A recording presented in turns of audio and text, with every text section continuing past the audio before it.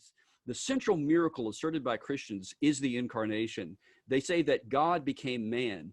Every other miracle prepares for this or exhibits this or results from this. So this is do you have any comments on that, and how Lewis, this is something that he personally he had to come to terms with as an atheist, because he started out as an atheist. Right. Well, he was born in Belfast in Northern Ireland and had a rather nominal Anglican background.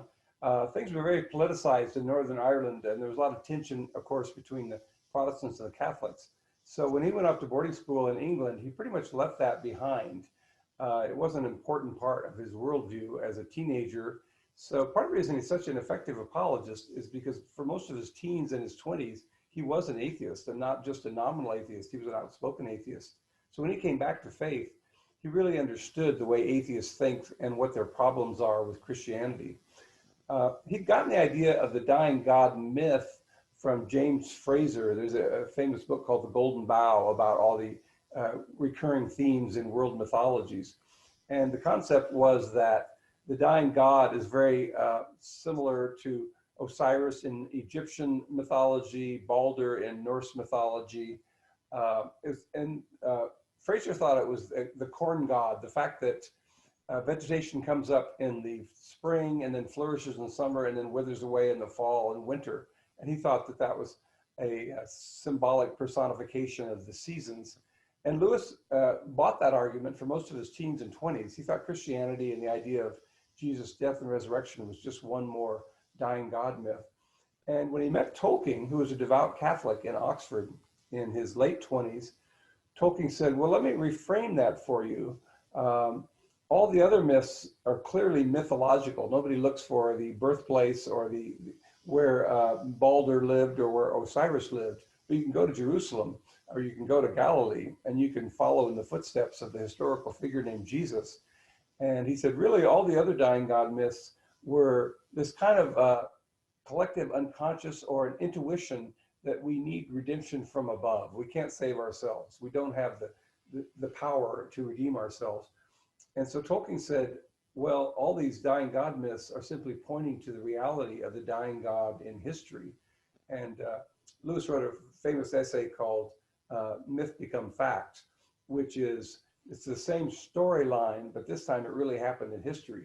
We know which Caesars it happened under. We know who was the administrators there in Jerusalem and Judea.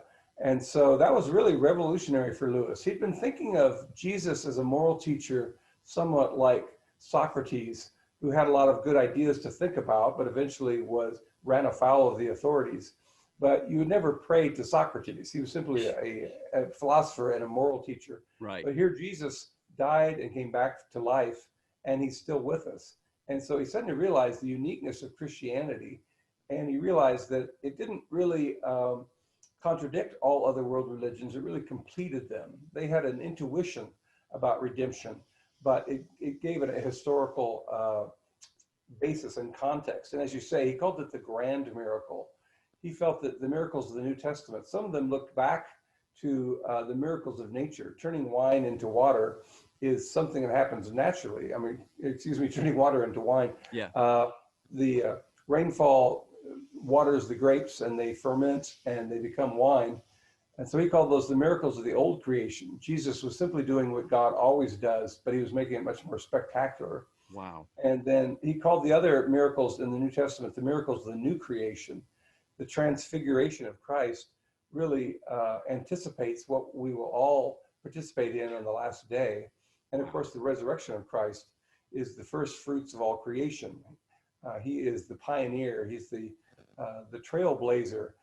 George MacDonald called him our captain brother. So Lewis felt that the grand miracle not only explained all of natural theology and history leading up to the life of Jesus, but it also cast its light upon the 2,000 years since the resurrection of Christ. So he was really prescient in realizing that a historical event made a very different kind of religion than moral teachings or looking back to a mythological figure.